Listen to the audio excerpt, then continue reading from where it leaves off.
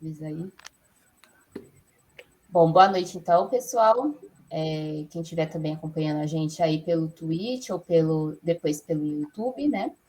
Boa noite, bom dia ou boa tarde, né? Porque o YouTube não tem horário. Bom, a gente vai continuar então aqui a leitura do Crise e Golpe, do Alisson. Hoje a gente está aqui presente, os camaradas aqui, o Henrique, o Gustavo, a Luciana, o Diego, que está ajudando na transmissão. E vou compartilhar aqui a tela com vocês. A gente está na página do livro, página 138, no tópico A Ideologia Jurídica. Então, vou compartilhar aqui.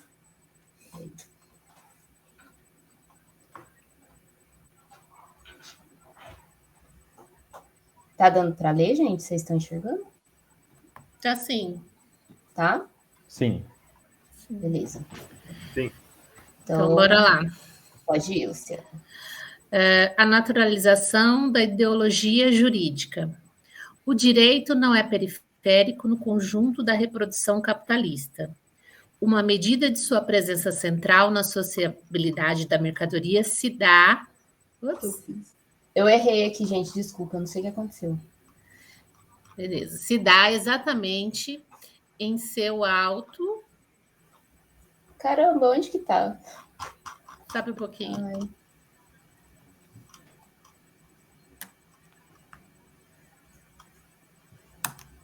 Não é aqui? Tá. Pronto, desculpa. Parei. É aqui, né? Isso.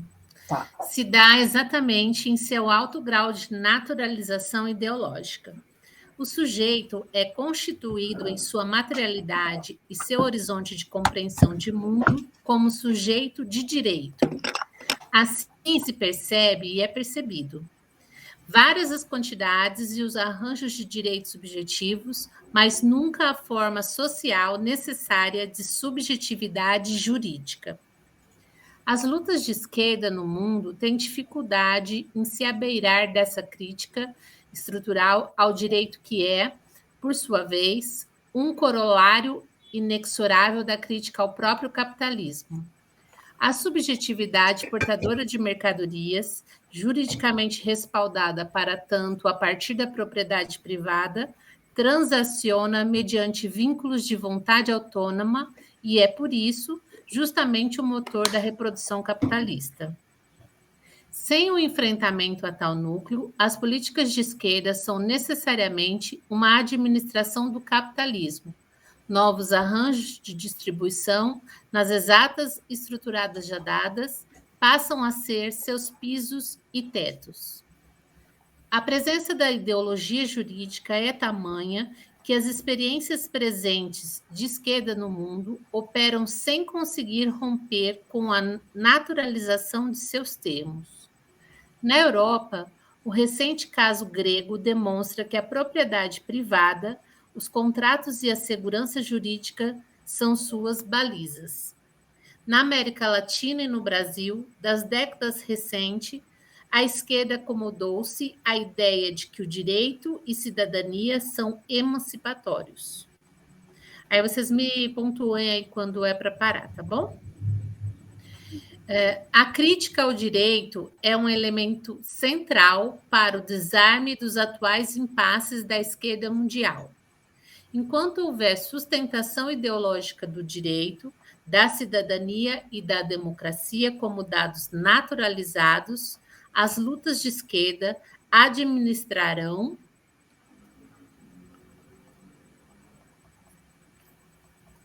Espera que ele mudou de página para mim.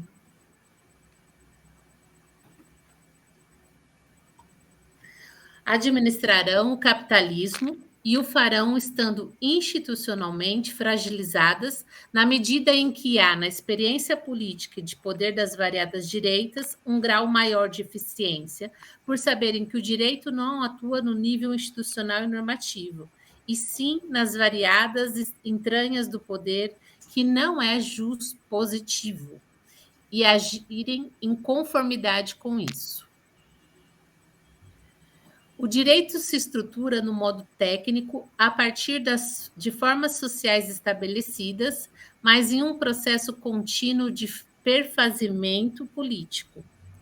Se é verdade que grandes aparatos normativos e institucionais são levantados nas sociedades capitalistas contemporâneas, não menos verdade é que tais núcleos institucionais se comportam de acordo com a multiplicidade de interesses concretos, de tal sorte que os constrangimentos sociais agem violentamente na constituição da multiplicidade de atos do mundo jurídico. No campo estatal, tal processo ocorre de forma mais patente.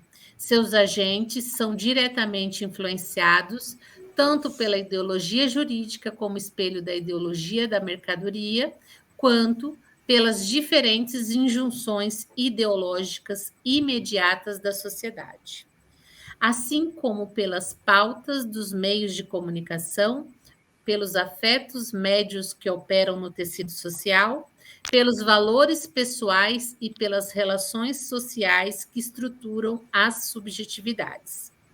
Em todo esse espectro de concreção jurídica, a pretensão de um direito técnico e puramente normativo é abstrata e desconhece a realidade social.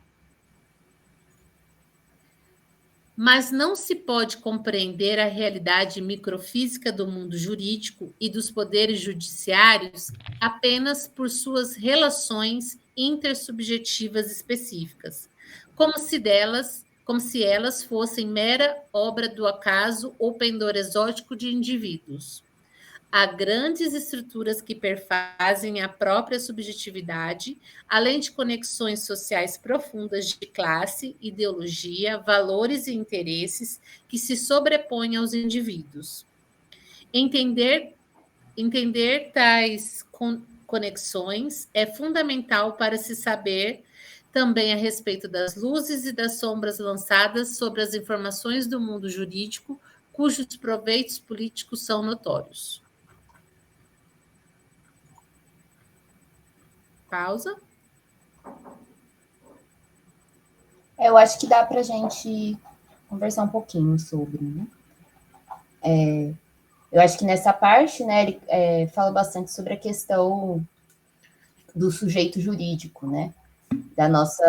Da forma como a gente, dentro do capitalismo, é socializado mesmo, né? Enquanto tudo está baseado no que o direito determina ali, né? A nossa relação é totalmente mediada pelo direito, nossa relação com as pessoas no geral, assim, né? E com as coisas também, né? E aí ele fala um pouco disso nesse ponto, né? E sobre a questão de que o direito, a lei, ao contrário do que as pessoas acham, não é neutro, né? E da mesma forma como o Estado não é neutro, né? Acho que ele já passou um pouco por essa reflexão aqui.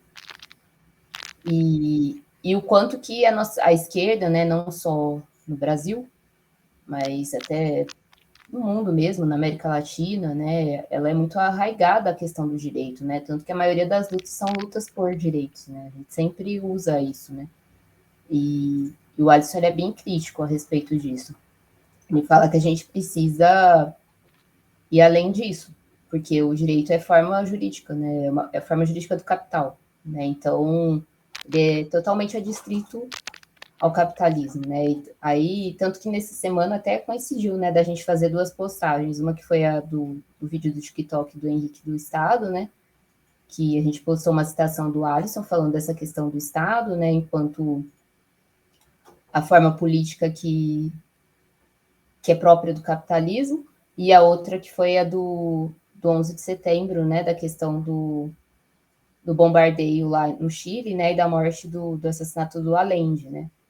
E aí nesse post a gente faz uma crítica a respeito tanto do Allende, apesar dele ter sido um socialista e tudo, ele ainda, no próprio discurso dele, antes dele ser assassinado, o último discurso dele, ele fala, né, que ele respeita a Constituição, e uma coisa bastante arraigada essa questão legal, né?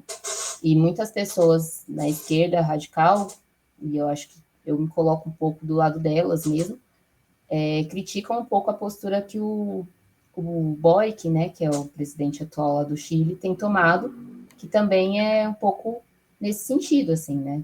Uma posição legalista, né? E que não dá assim, vazão para a gente extrapolar isso, assim, né? E ir rumo mais a uma questão revolucionária mesmo, né? Enfim, são reflexões aí. Não sei se alguém quiser falar mais alguma coisa, gente.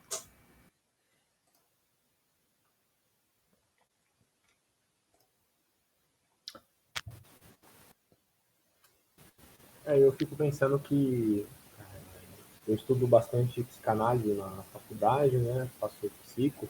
E aí a gente vê muito isso a respeito dessa ideologia jurídica parecer muito com a cultura na qual o ser humano está inserido.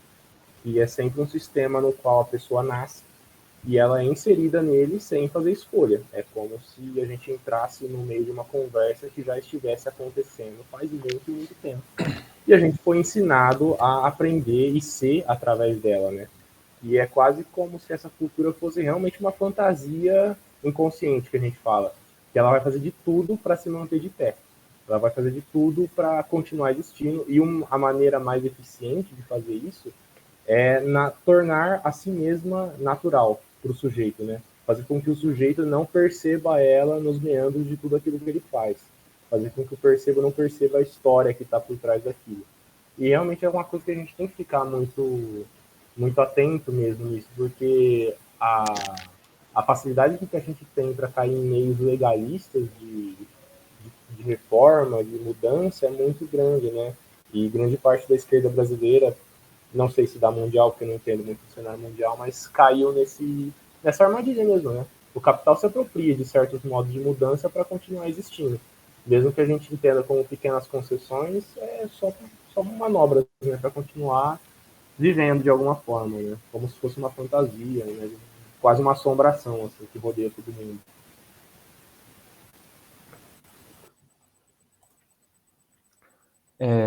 Posso tentar dar alguma contribuição? Vai lá, meu nobre. Eu acho que não tem muito mais o que falar, porque os camaradas já colocaram muito bem a questão, mas eu acho que eu gostaria de enfatizar um ponto que me chamou bastante atenção, né, que diz respeito a essa administração do capitalismo, né? Outro dia eu estava ouvindo um podcast, não me lembro o nome do podcast, mas era um episódio no qual o tema era justamente a questão reformista, né? Por que o reformismo em si mesmo ele não é uma via de esquerda, né? Obviamente é uma via, mas não é de esquerda, por mais que se coloque enquanto de esquerda, né?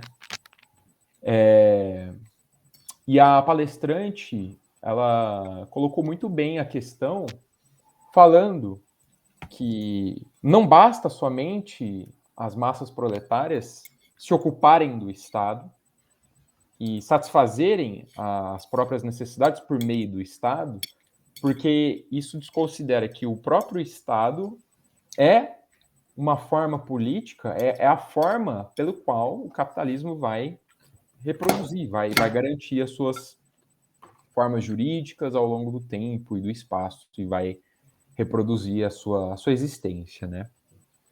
E o Alisson, ele coloca muito bem, né, nesse pequeno trecho aqui que eu vou ler. A crítica ao direito é um elemento central para o desarme dos atuais impasses da esquerda mundial.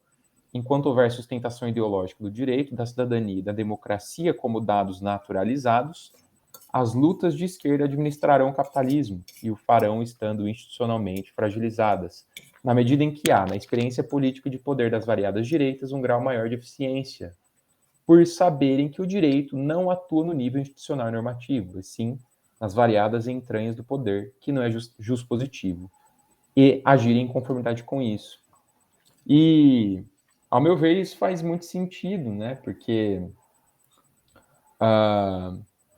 obviamente que lutar por direitos, lutar por melhores condições de vida dentro da sociedade de classes é uma necessidade premente, né, para as classes trabalhadoras.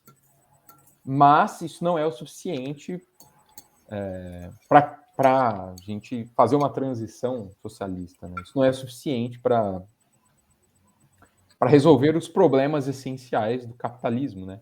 Problemas esses, como ele diz aqui, são inexoráveis, né? Então a gente não pode se resignar ou se negar de uma crítica ao direito, né? Porque justamente essa crítica ao direito é um corolário inexorável da crítica ao próprio capitalismo, como diz muito bem o Alisson Mascaro.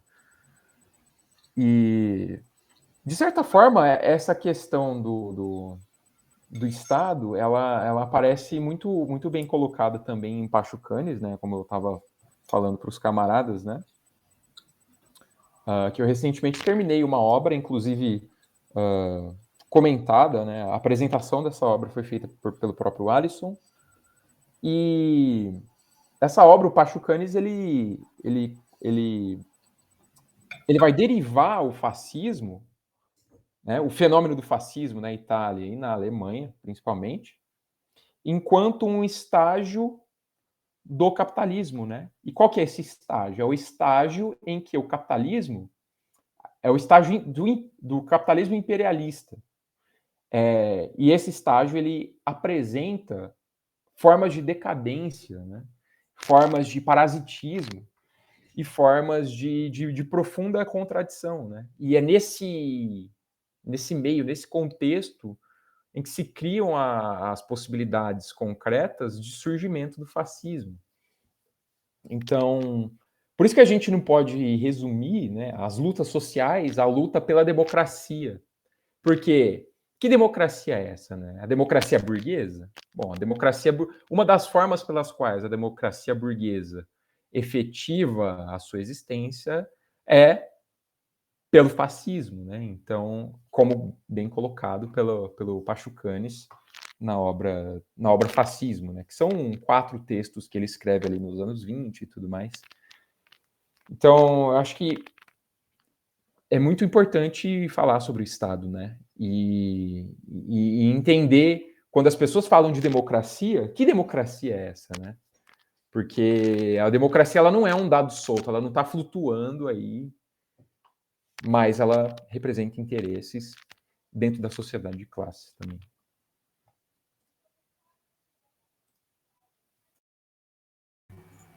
Total, muito bem pontuado. Acho que se a Luciana quiser terminar, continuar, na verdade. Vamos lá mais um pouco.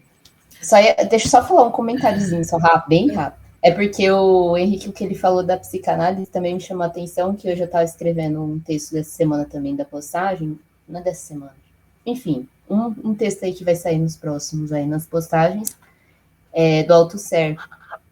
E ele fala exatamente isso que você falou, assim, dessa questão, né, da gente já nascer, ele chama de ideologia, né, ele fala que a ideologia é isso, na verdade, assim, né? E não é uma escolha que a gente faz, né, a gente já nasce nisso, enfim, é interessante. Mas vamos lá. A concreção jurídica nos tempos atuais. Tenho insistido em obras como Estado e Forma Política, que as formas sociais se constituem como determinantes das sociabilidades específicas. No capitalismo, a partir do núcleo da forma mercantil, todas as coisas, as pessoas e suas relações tomam forma de mercadoria, a forma de subjetividade jurídica e a forma política estatal se fazem acompanhar como seus espelhos e correlatos necessários. O campo processual jurídico e mesmo os campos administrativo e policial, ligados tanto ao próprio poder judiciário como também aos poderes executivo,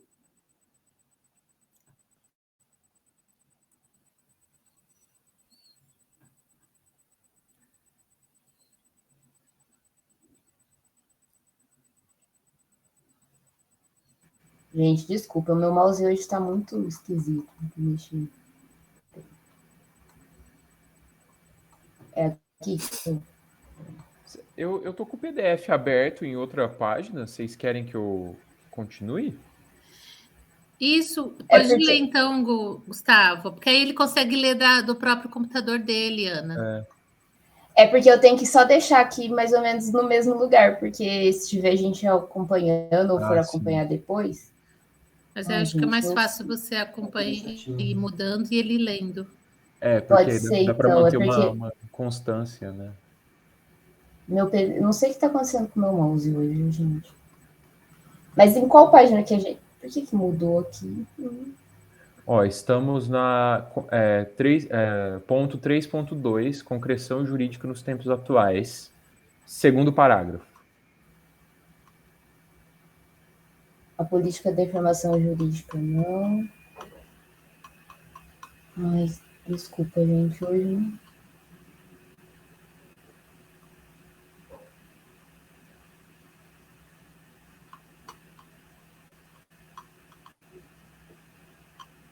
Pode É subir aqui, né? mais. Isso. Tá, pronto. Tá bem no segundo parágrafo, né? Então, isso, pode deixar aí. Beleza. Tá. Vou continuar, então. Peço licença.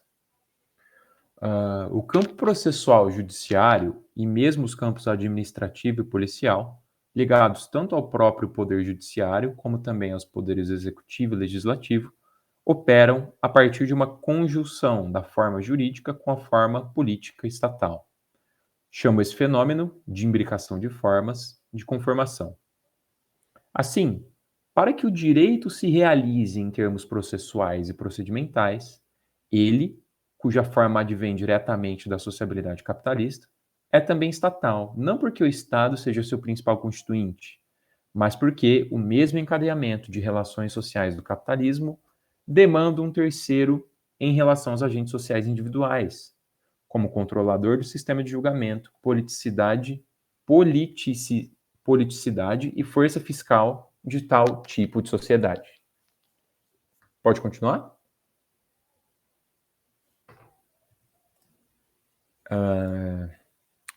No seio de tais relações estruturais das formas sociais do capitalismo, cada momento histórico constitui redes específicas de valores, interesses, forças políticas e ideologias.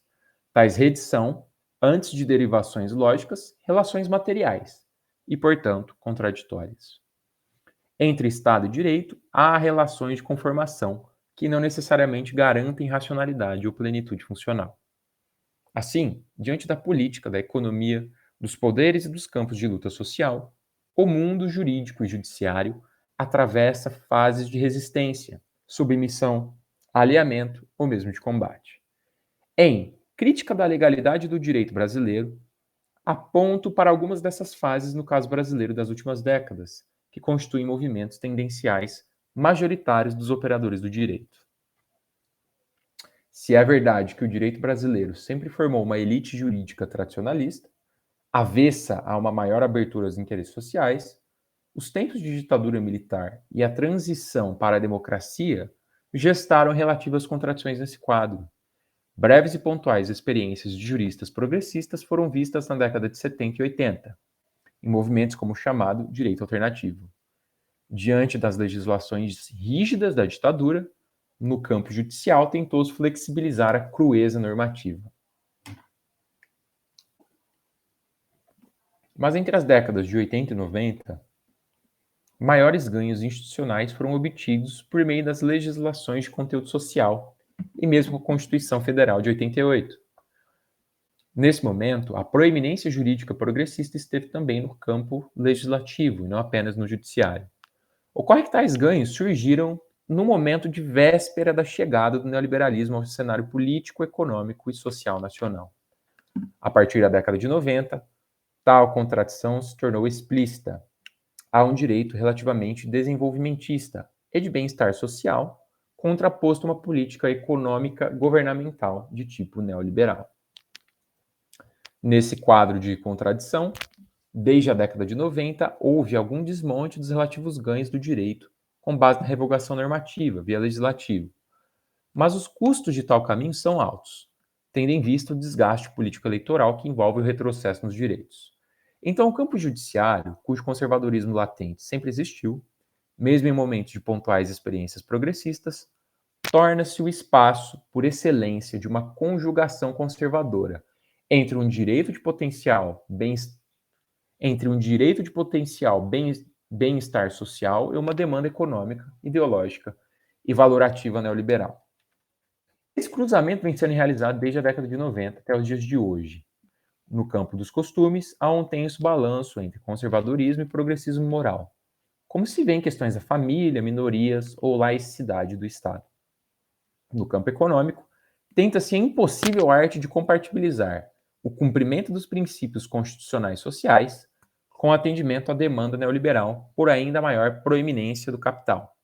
No campo político, ocorre o levante da moralidade pública com seu acoplamento à seletividade dos castigos.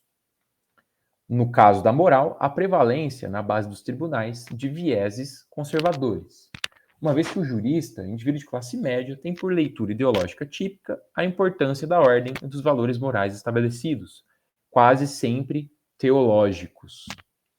Em contraposição, eventualmente se nota algum grau de progressismo nos tribunais superiores, muitas vezes no STF.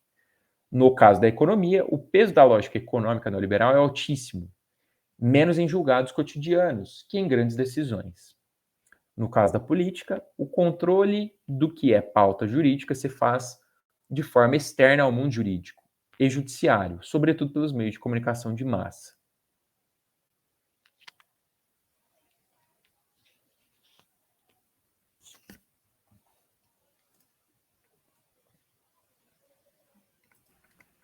Vocês querem comentar? Se alguém quiser comentar. Só me veio a hora que estava lendo exemplos, né? Os exemplos recentes que a gente teve dessas questões, porque aquele caso da juíza lá que queria obrigar a menina a não abortar.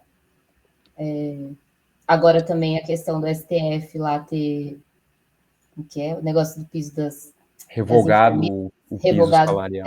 O piso salarial eu pensei nesse exemplo também. Exato, assim, vários exemplos, né? Recentes. Eu acho que, se me for possível, né, fazendo aqui um comentário, eu acho que, de maneira geral, o que o Alisson está trazendo para a gente é que o Brasil, a partir da década de 80, né, que é justamente não exatamente na década de 80, né, mas nessa nova década, né, dos anos 80 até os anos 90, o mundo atinge o mundo atinge o patamar, né, do capitalismo globalizado, do capitalismo financeiro, e é nesse momento que o Brasil começa a sofrer várias transformações, reestruturação produtiva, diversas modificações, né? E no Brasil também é o momento do final da ditadura militar, né, que se encerra em 85, né, e aí em 88 a Constituição, né, a nova Constituição.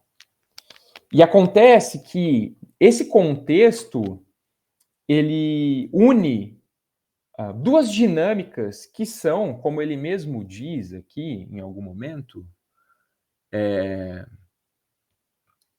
quero pegar a palavra que ele usa aqui.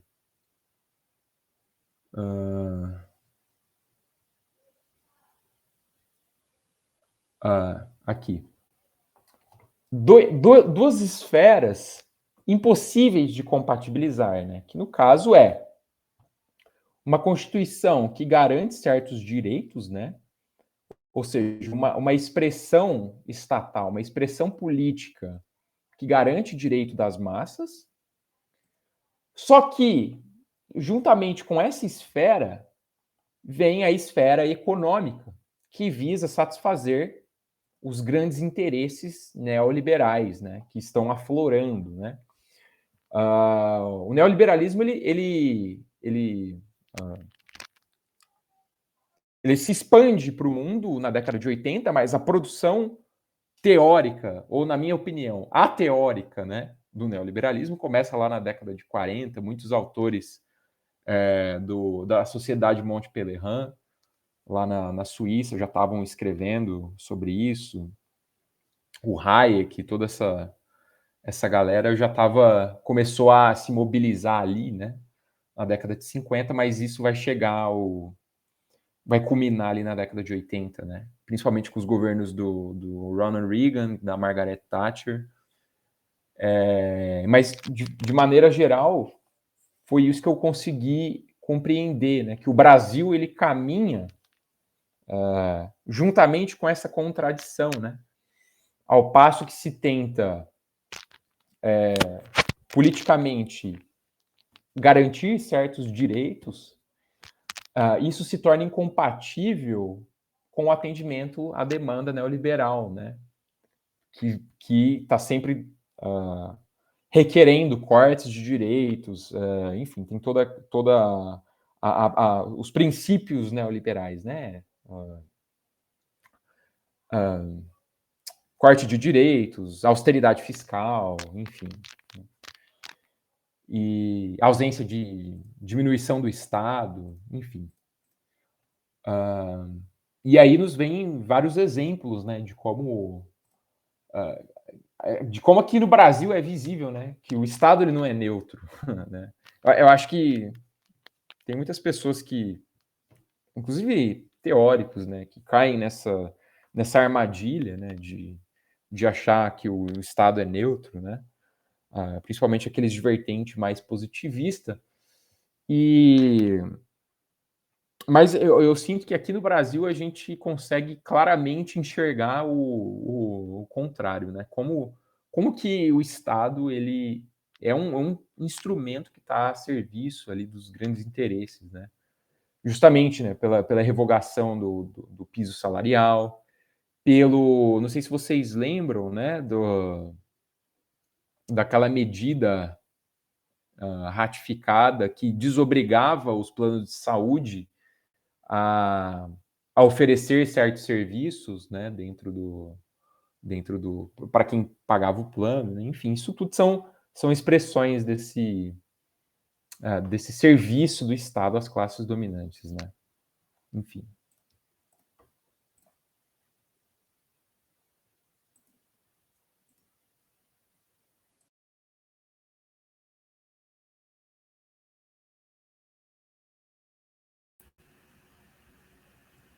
Acho que pode continuar, se quiser. Tá, vou continuar mais por esse tópico também. Política da informação jurídica. É verdade que, no estabelecimento do direito contemporâneo, a técnica determina ao jurista que esteja adstrito a atos e competências previstos pelas normas. Mas não se deve ignorar sua constituição subjetiva, visto ele ser atravessado em termos ideológicos por valores, informações e horizontes de mundo que são externos a si e mesmo a muitas das normas jurídicas com as quais lida. O jurista age no contexto de uma ideologia que o perfaz. A ideologia se apresenta nas sociedades capitalistas não apenas como uma construção ocasional ou de relações idiosincráticas. Pelo contrário, ela opera a partir de grandes aparelhagens, cujo controle permite uma plena e quase imediata constituição das subjetividades. Louis Althusser chamava tais mecanismos de aparelhos ideológicos de Estado, por se basearem diretamente em campos estatais ou mesmo organizarem a ordem social pública, como no caso da escola. Nas sociedades contemporâneas mais arraigadamente capitalistas, que já perderam muitas das referências tradicionais como família, vizinhança ou religião, os meios de comunicação de massa têm a primazia no tale das subjetividades. São onipresentes, pois a informação sobre o que se passa no mundo, e mesmo sobre o que o mundo é, só existe nos termos em que tais meios a anunciam. O grau de aderência a seus horizontes ideológicos é altíssimo, dado que a desconstituição daquilo que se vende como fato, verdade, boa opinião, bom senso ou melhor valor, exige outra estrutura de informação, de visualização de mundo, o que demandaria outra totalidade. Nas sociedades contemporâneas, de multidões de classes e massas exploradas e sem capacidade crítica, tal desconstituição é, na prática, inexistente ou insignificante. Os mecanismos ideológicos, controlados por meio de comunicação de massa, penetram por todos os campos da vida social, sendo o direito um deles, com práticas exemplares e eminentes nesse sentido. O jurista é afetado diretamente por pautas, valores, interpretações e horizontes daquilo que é notícia, porque sua informação sobre os fatos é, via de regra, a mesma dos meios de comunicação de massa. Até o jurista que atua mais na base dos fatos concretos, como o do mundo policial ou do Ministério Público, não consegue acesso maior ou distinto aos fatos. Ou então, mesmo que o consiga, não resiste em sua leitura à interpretação bombástica da imprensa ou ao espetáculo correspondente à narrativa desses mesmos fatos. Perdão, me perdi aqui, só um instante.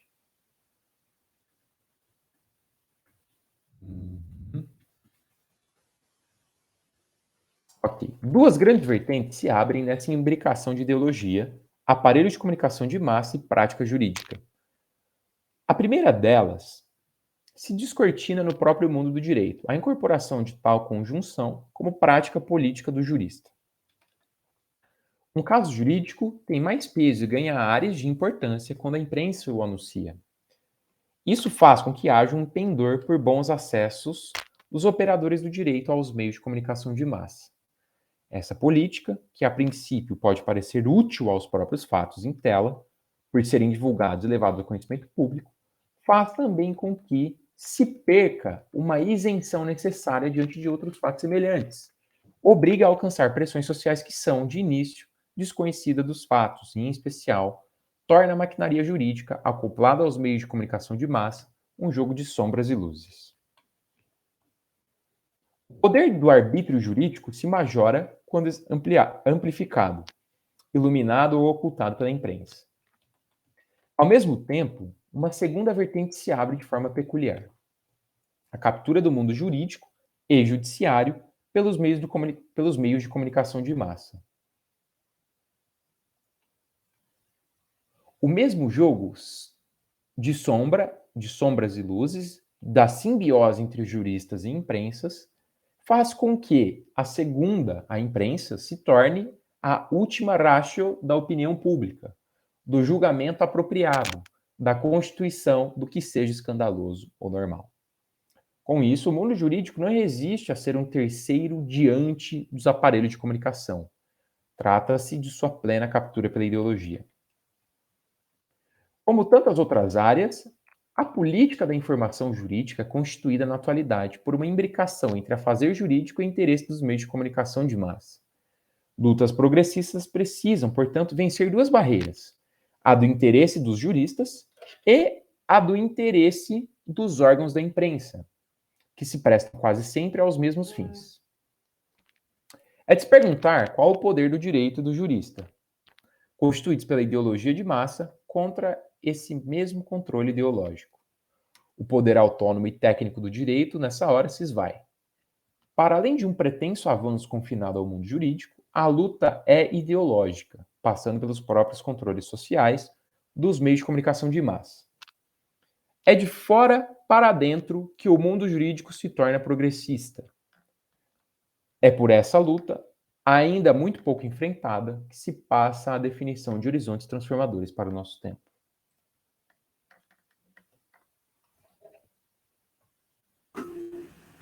Mais uma vez, só me veio exemplos, né? Porque essa parte aí eu acho que dialoga bem com o que foi o lavajatismo, né? E antes, desde o surgimento lá, começou a virar um espetáculo mesmo, né? Midiático, assim, a questão jurídica. Desde a época, como chama aquele outro juiz da capa? Juiz não, né? O ministro. Foi um pouco antes do lavajatismo. Eu esqueci o nome dele agora. Começou com ele a questão midiática. Acho que foi bem lá na época do mensalão, antes do lavajatismo. Esqueci agora o nome do ministro, mas só sei que de uma época para cá, assim, tá virando muito isso, assim, né? O meio jurídico, muito midiático, assim, um espetáculo mesmo. Né? E aí é o que ele colocou aqui, né? Que a questão técnica, ela nem se esvai, né?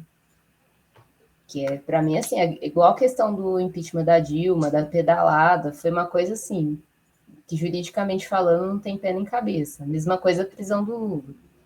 Enfim. Questões. Me veio muito à cabeça esses Não sei se vai ter alguma relação, mas, enfim, né? Esses programas midiáticos, né, que é comum aí a gente ver nas emissoras, aos fins das tardes, né?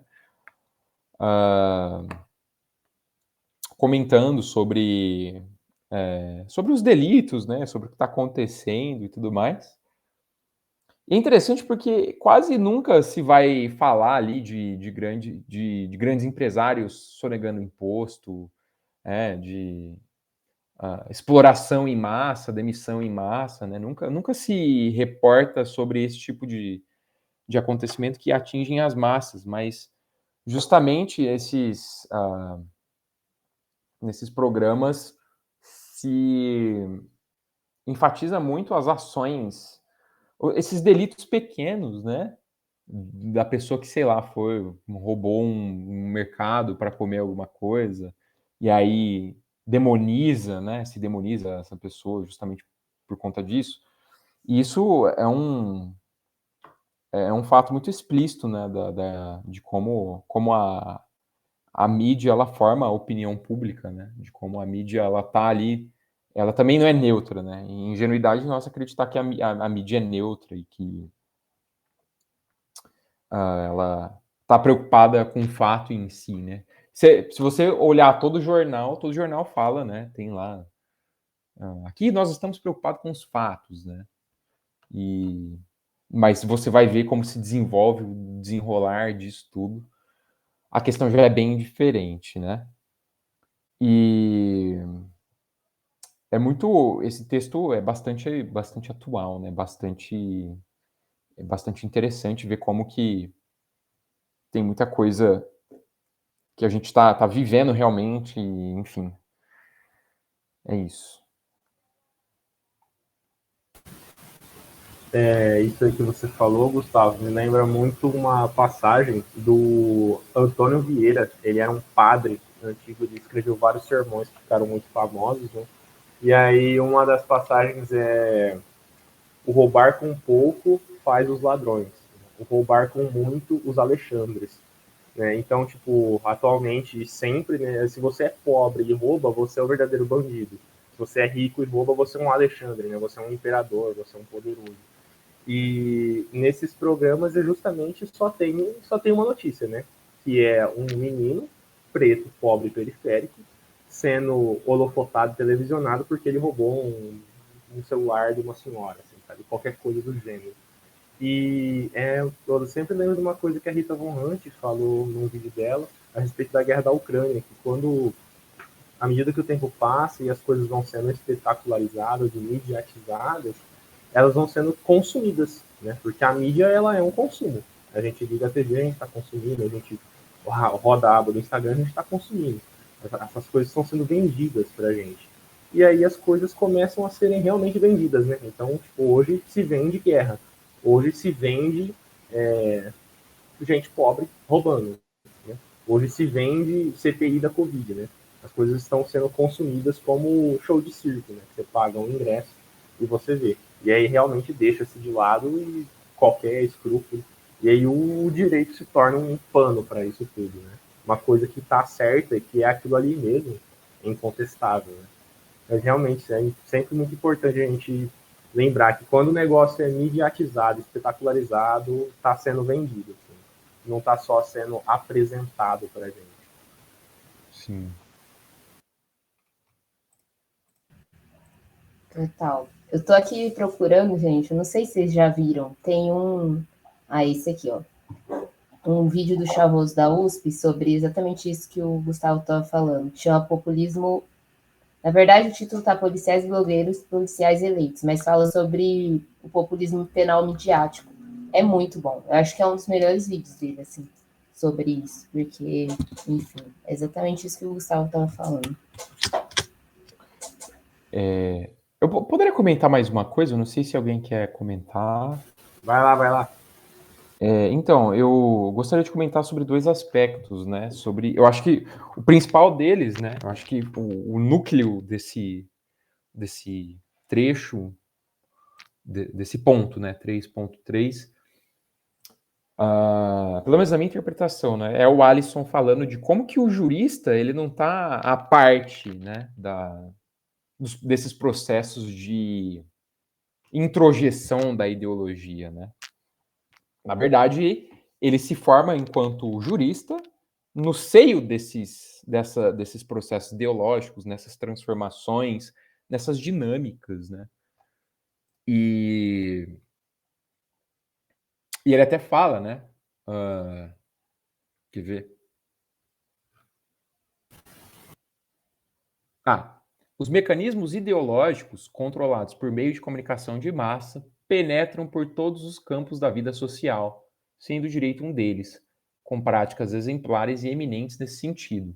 O jurista é afetado diretamente por pautas, valores, interpretações e horizontes daquilo que é notícia, porque sua informação sobre os fatos é, via de regra, a mesma dos meios de comunicação de massa. E até mesmo o jurista que tenta atuar da forma mais concreta, né, com base nos fatos mais concretos, ele ainda assim não consegue escapar dessa vinculação mediatizada, né? Então, isso contribui justamente a essa mediatização mesmo dos processos jurídicos. E é interessante pensar sobre isso, né? Quando a gente vê casos muito famosos acontecendo, né? No mundo inteiro isso aconteceu e aqui no Brasil acontece sempre, né? Aqueles casos que passam na TV e a gente fica, meu Deus. Mas eu acho que isso é interessante no marxismo também, né? O marxismo se coloca, o marxismo que eu digo, né? O materialismo histórico, né? O materialismo histórico dialético se coloca longe de qualquer determinação abstrata, né? Por exemplo, de considerar o sujeito, o ser social enquanto um sujeito neutro, né? Bom, o ser social ele se forma em relações sociais, né? Relações essas que estão baseadas por relações de produção bem colocadas, né? São relações que derivam, né, dessas relações de produção e dessas relações de produção também derivam a consciência, derivam as representações, né? Então, não existe uma pessoa neutra, né? Não existe a pessoa ela vai agir de acordo com as relações, né, que ela mantém enfim, com o mundo, né? Com as pessoas. E outro aspecto que eu gostaria de comentar também, que eu achei muito interessante, foi ele ter falado sobre o Althusser, sobre a escola enquanto aparelho ideológico do Estado, né? O Althusser, eu já li coisa ou outra sobre essa questão da escola, quando eu estava lendo o Demerval Saviani, não sei se vocês já tiveram contato com ele é um autor da pedagogia e ele tem um texto muito interessante, né, que é o Escola e Democracia, se eu não me engano, que ele vai falar sobre as diferentes abordagens, né, pedagógicas. E na crítica do Demerval Saviani, né, que é o fundador da pedagogia histórico-crítica, a pedagogia cujas bases estão fincadas no materialismo histórico, né, de Marx e Engels, a crítica do Demerval ao aparelho ideológico enquanto Estado é que essa concepção de escola em Althusser, ela é uma concepção crítico-reprodutivista, né? Porque se a única função da escola é ser um reflexo da ideologia estatal, então não existe forma de você transcender isso, né? Portanto, é uma pedagogia crítica, ou seja, ela é crítica porque ela entende que a escola, essa instituição, a escola, ela é um sistema cuja função é reproduzir as relações sociais, reproduzir as práticas sociais, porém, ela é reprodutivista na medida em que ela não vê forma de ultrapassar essa forma. Então, isso é muito interessante, né? Porque a gente tem que ter em mente, e ele até vai falar algo mais ou menos parecido lá mais para o final, né? De que por mais que existam determinantes e condicionantes na sociedade de classes, ainda assim, isso não é absoluto, né? Isso não é, quer dizer, o indivíduo ele tem ali, ele tem a sua formação, ele tem um conjunto de elementos que são externos, né, a essa ideologia. Então, é muito interessante. E aí o Demerval Saviani, né, só para fazer esse paralelo, ele vai propor a pedagogia histórico-crítica, que é uma teoria crítica, né? Ela é crítica, mas ela não é reprodutivista. Ela é crítica na medida que ela entende que a escola é esse instrumento, mas propõe justamente meios, maneiras de ultrapassar essa forma limitada da escola, né? Enfim. É um debate interessante também, né? Essa questão de estudos, né? Enfim, é isso.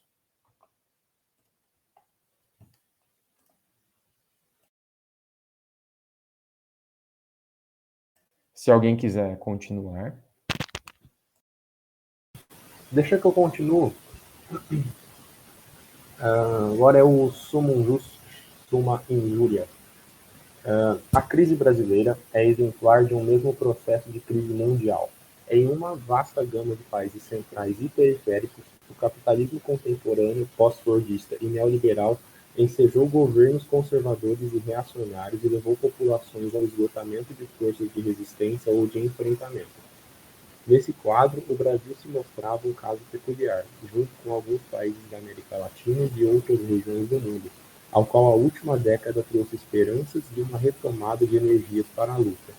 A chegada da crise ao país é reveladora dos impasses estruturais do capitalismo presente, que tampouco se conseguem resolver nos frágeis caminhos de uma centro-esquerda reformista de mercado. A economia capitalista brasileira perdeu sua pujança por razões estruturais do mercado mundial, baixa no preço dos produtos primários de exportação. E ainda porque o exato modelo político nacional é contraditório em seus termos. As classes burguesas e as elites políticas tradicionais não têm horizonte de inclusão social nem conseguem um grau de estabilização suficiente para permitir uma expansão econômica sustentável. Por sua vez, as forças mais à esquerda, que poderiam empreender tal papel, sofrem um combate violento de tais classes e grupos poderosos tradicionais, revelando incômodos ideológicos arraigados, desde paranoias anticomunistas até infames preconceitos, que são cultivados socialmente e, sobretudo, pelos meios formadores da opinião nacional. Como a crise brasileira tem como plataforma de sensibilização à corrupção, o direito é seu ponto de condensação imediato. Em tal campo estão de procuradores a magistrados em tribunais que, com investigações seletivas e delações premiadas, estabelecem uma agenda afinada com os meios de comunicação de massa, chegando até a assunção de filigranas jurídicas que colocam em pauta o próprio impeachment de Dilma Rousseff. Justamente pelo fato de a esquerda brasileira estar contida nos horizontes ideológicos capitalistas, cuja média de reprodução presente é sua base e seu fim, todas as formas sociais necessárias a essa reprodução são sua prática e também seu arcabouço de discursividade, valoração e entendimento do mundo. Não se aplicando em mobilização social nem em disputa ideológica, os recentes governos brasileiros estão reféns de uma lógica que lhes dá teto e que, no limite, os destrói. Como especificidade da sociabilidade presente, a crise brasileira não consegue lograr nem mesmo energias contestadoras. Quanto mais ela se aprofunda, mais o horizonte de mundo dos que a combatem,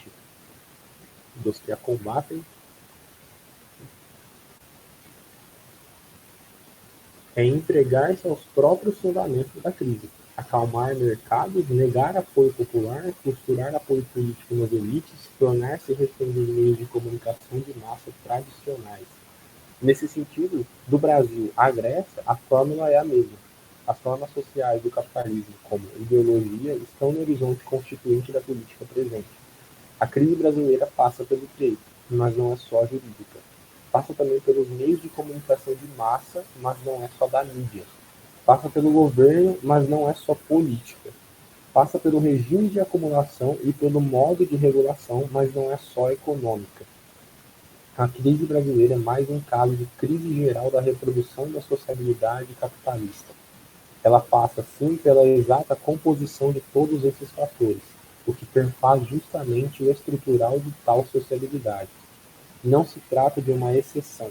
O capitalismo impõe a crise, que se manifesta de modo específico e com arranjos variados em sociedades e momentos históricos distintos. Uma crise capitalista é necessariamente uma crise econômica e, por derivação, uma crise política e jurídica. O direito não é elemento de sua resolução, mas de sua constituição, na medida em que a reprodução capitalista é conflituosa com o capital e os poderes estatais se assentando na legalidade e, ao mesmo tempo, se sobrepondo a ela. O direito não resolve tal quadro, apenas transforma ou encaminha seus termos. A contradição é a marca da crise capitalista.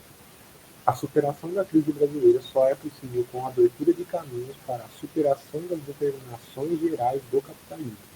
O direito se insere na crise presente como último reflexo da sagração da democracia, da cidadania e da política eleitoral. Essas, por sua vez, são reflexo da sagração do capitalismo como horizonte único das ações. A esquerda, ao adentrar esse luxuriante e opressor templo do capital, e nele reconhecer a imagem mitológica do direito, de olhos vendados e inserida num altar, reconfortou-se. Imaginou nele uma imparcialidade que deveria respeitar e que a salvaria. Mas, mesmo sem a necessidade de ver, Justitia tem materialidade, lado, história, práticas e ideologia. Sua espada não faz outra ação que não seja a do comando de suas mãos. Sob um jus, summa injuria.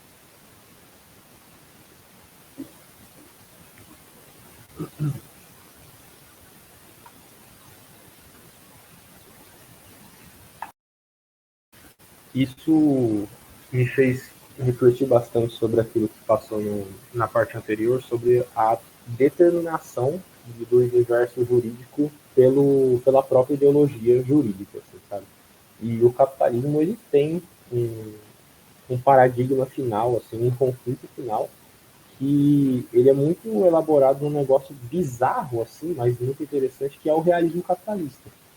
Que é, se tudo caminhar para um suprassumo de capitalismo exacerbado, com fascismo e especulação, e só existir capital financeiro e não existir mais força produtiva, o capitalismo se propõe a autodestruição do que a substituição por um outro modelo produtivo, né?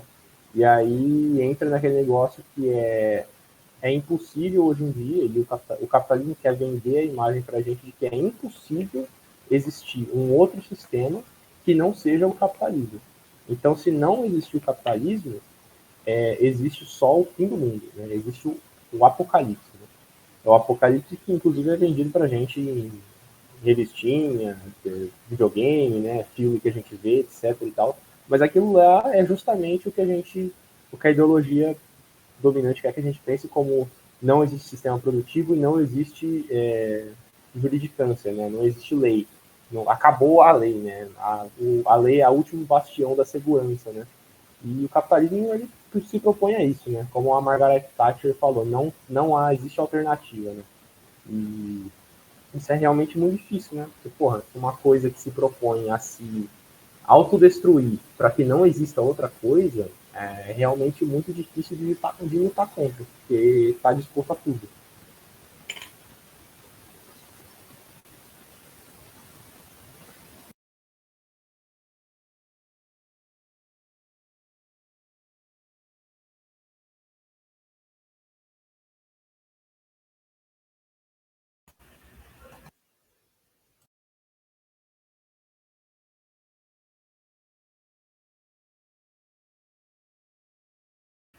Pode ir, Gustavo, que eu não ia falar nada. Pode falar.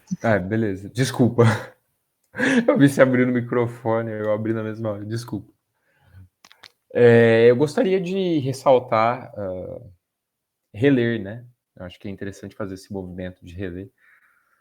um trecho muito interessante aqui do Alisson.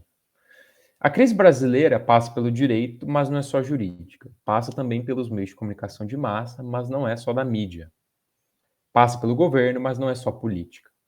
Passa pelo regime de acumulação e pelo modo de regulação, mas não é só econômica. A crise brasileira é mais um caso da crise geral, da reprodução da sociabilidade capitalista. Ela passa, sim, pela exata composição de todos esses fatores, o que perfaz justamente o estrutural de tal sociabilidade. Não se trata de uma exceção. O capitalismo impõe a crise, que se manifesta de modo específico e com arranjos variados em sociedades, momentos históricos distintos. Aqui eu gostaria de ressaltar, né? Esse último trecho, né? O capitalismo impõe a crise, a qual se manifesta de modo específico e com arranjos variados em sociedades e momentos históricos distintos. Isso daqui é muito interessante. O Hegel, ele fala um pouco sobre o problema da forma, né? O Pachucanes, ele resgata isso a falar do fascismo. E é justamente essa questão, né? É muito comum que diversos teóricos do campo liberal, eles tentem comparar os dois fenômenos, né? Fascismo e bolchevismo, fascismo e comunismo, justamente por algumas convergências pontuais ali, entre elas a crítica ao democratismo formal. Mas a grande questão é, e ele ressalta Hegel, né?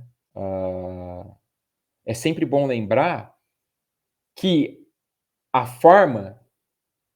forma está contido um ponto essencial do conteúdo. E é justamente essa questão, né?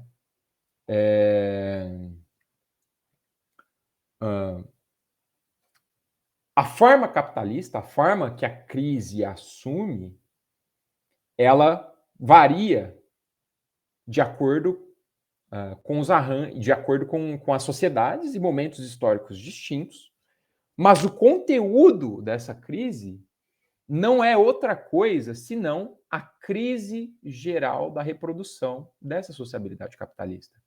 Em outras palavras, e aqui complementando, essa crise geral da reprodução da sociabilidade capitalista é que engendra no seio da sociedade de classes o fascismo, né?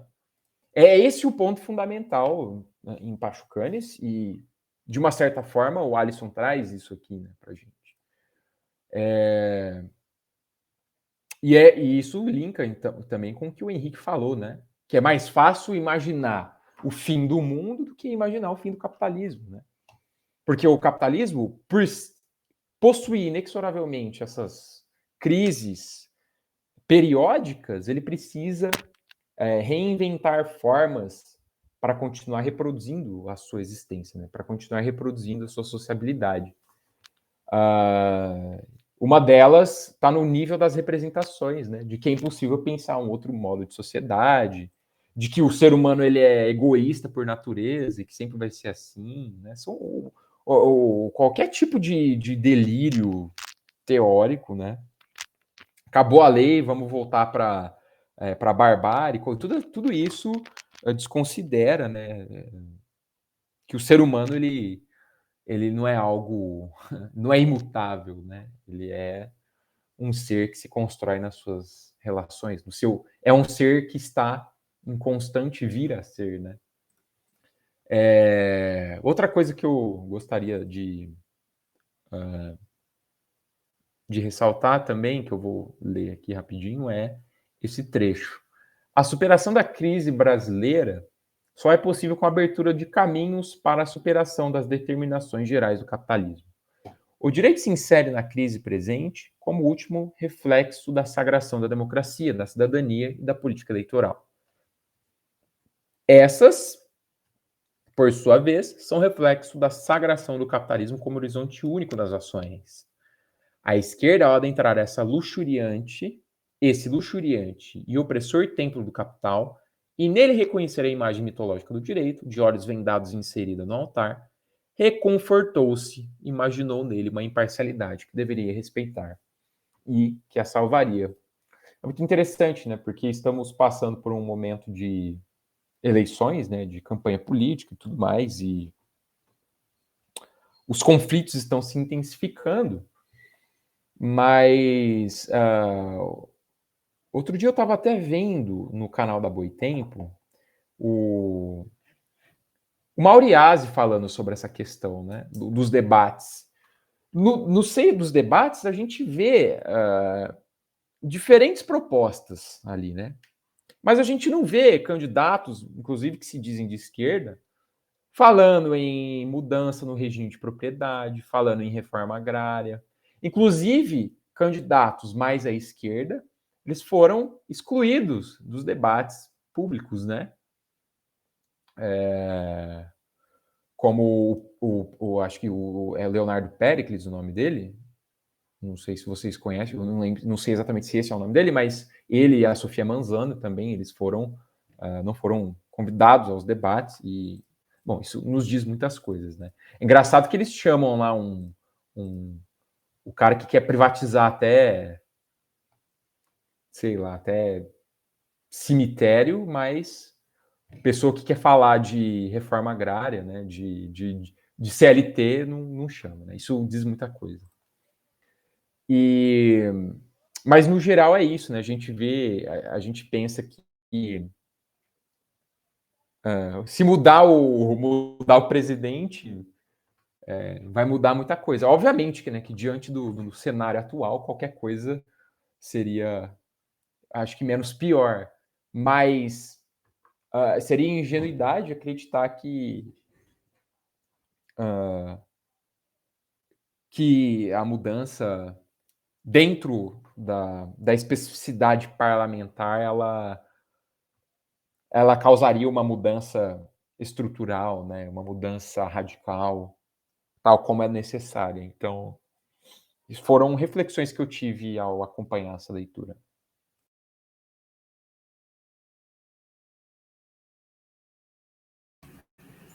Achei muito bom, assim. Tanto que você trouxe quanto o Henrique. Acho que acrescentou bastante. Coisa pra gente refletir. Eu não sei agora se a gente para, porque já é 8h22, ou se a gente continua mais um pouco. O que vocês acham? Que a gente já entra nesse novo? Eu não sei, se vocês quiserem tocar, Eu queria fazer uma pergunta, até para... Pode falar. Talvez finalizar nesse assunto.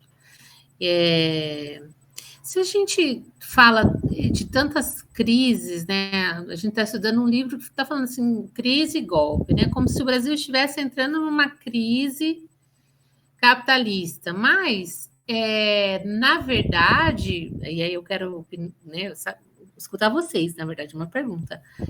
O capitalismo ele sempre está em crise, né? Ele sempre tem altos e baixos, né? Desde, sei lá, quebra da Bolsa 29, uma crise capitalista, né? E eu estou até fazendo, tipo assim, querendo um spoiler do livro. Será que ele vai mostrar uma solução para a crise? Ou enquanto a gente estiver no capitalismo, a gente sempre vai estar em crise, né? Então, era isso que eu queria discutir. A gente sempre está em crise, independente de... Ou vocês acham que tem épocas que está melhor e que dá uma maquiada nas coisas e aí depois entra numa crise mais profunda na sequência e cada vez essas crises vão ficando cada vez mais aprofundadas até chegar num momento onde a gente não vai ter mais volta e aí a gente vai ter que mudar de modelo? Será que é mais ou menos isso que vai ser o spoiler do livro? Eu sou ansiosa, gente. Eu vou falar um pouco, então, gente. Eu acho que a gente pode encerrar mesmo com esse capítulo, porque agora a gente vai conversar um pouco e eu acho que já vai dar 8h30, e é 1h30, né, de leitura. Aí a gente começa depois no ponto 6. Top. Mas, dando continuidade, então, aí só o que a Luciana propôs aí. Como que eu tiro mesmo da tela, gente? Peraí. Saiu? Saiu. Então, beleza. Eu vejo da seguinte forma, eu acho que é isso aí que você colocou mesmo, assim, o capitalismo, ele a crise é estrutural no capitalismo, né? Não existe capitalismo sem crise.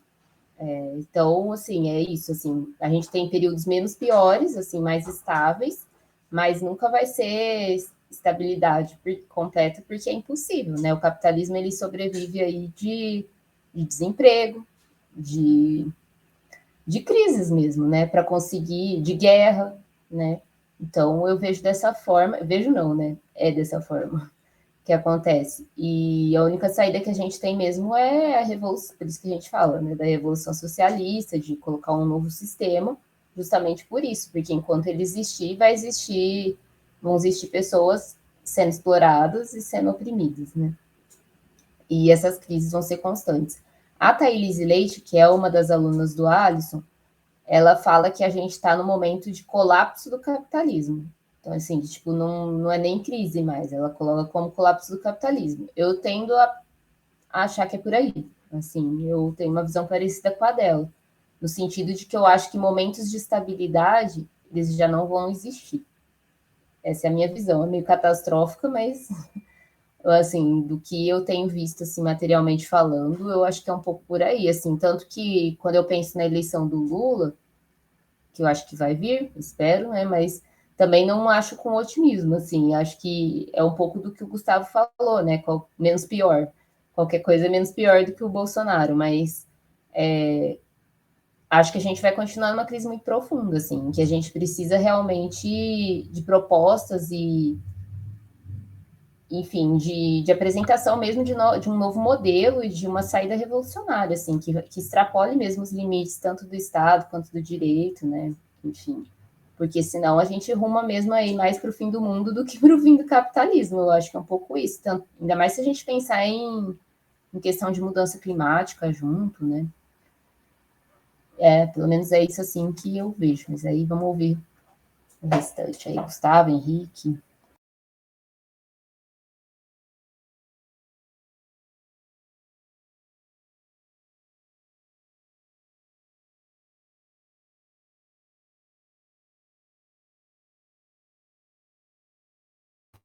Aí, gente, se manifesta. Bom, se me for possível, né, vou tentar responder, enfim, comentar. Eu peço desculpas, Ana, porque eu estava muito apertado, eu acabei indo ao banheiro e voltei. Então, se eu repetir alguma coisa que você falou, eu peço perdão já de antemão. Mas o Alisson, ele, de uma certa forma, ele dá essa resposta, né? Ele fala: a superação da crise brasileira só é possível com a abertura de caminhos para a superação das determinações gerais do capitalismo. Bom, a questão é, como que a gente vai superar essas determinações gerais do capitalismo, né? Eu acho que a gente sabe que é necessário fazer isso, né? Para superar a crise é necessário fazer isso, mas como que a gente faz isso, né? E aí eu acho que a gente não pode ser fatalista no sentido de achar que não tem saída mesmo, vamos ler Nietzsche, vamos ler Schopenhauer e ficar nisso daí mesmo, a vida é só sofrimento e boa. E a gente também, porque justamente, né, aquilo, né, o ser humano é um ser maleável, né, um ser é o ser que está em constante vir a ser, né, está em constante transformação. E eu acho que qualquer que sejam os modos que a gente for falar sobre isso, em crise, a gente precisa falar. A Ana já até falou um pouco sobre isso, né? Que é sobre a nossa relação com a natureza, né?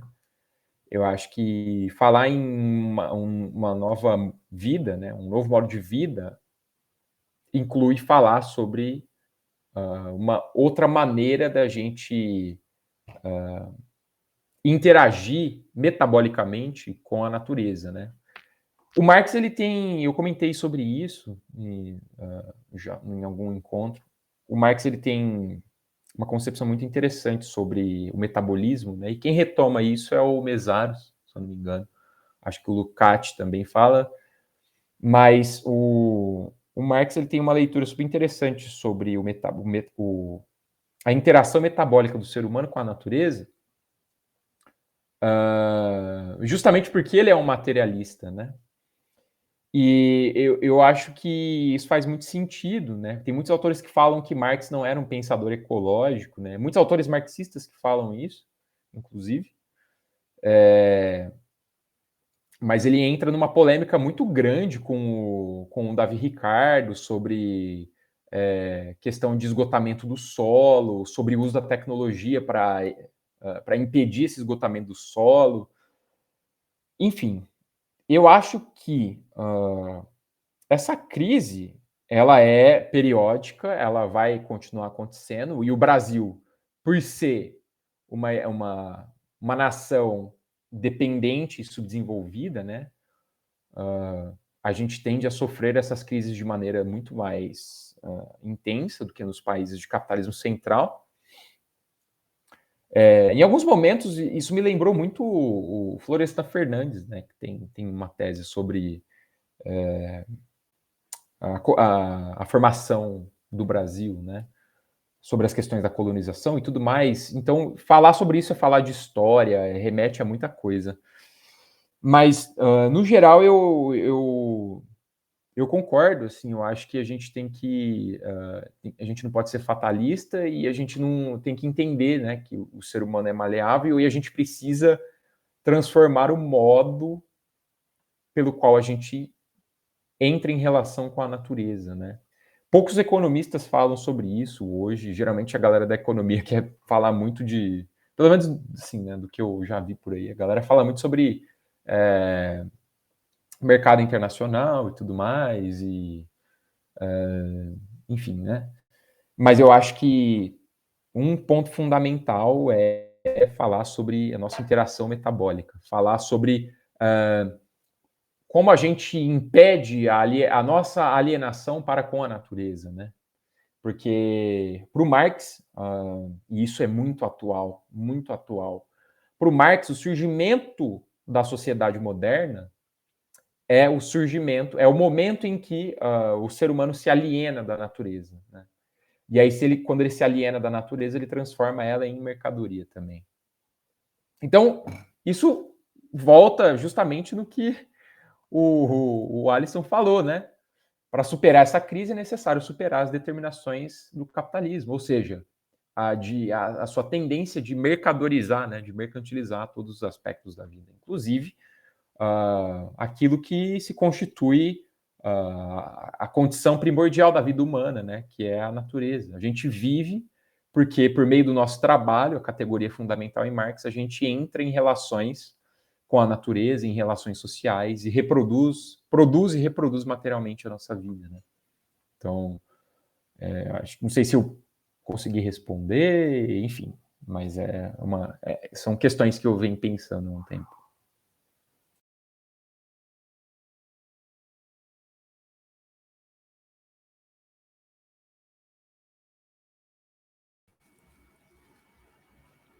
Eu achei ótimo. Eu achei muito boas reflexões. E eu penso da mesma forma, assim, que um dos pontos fundamentais é esse, assim, é a gente rever a nossa relação com a natureza, com urgência.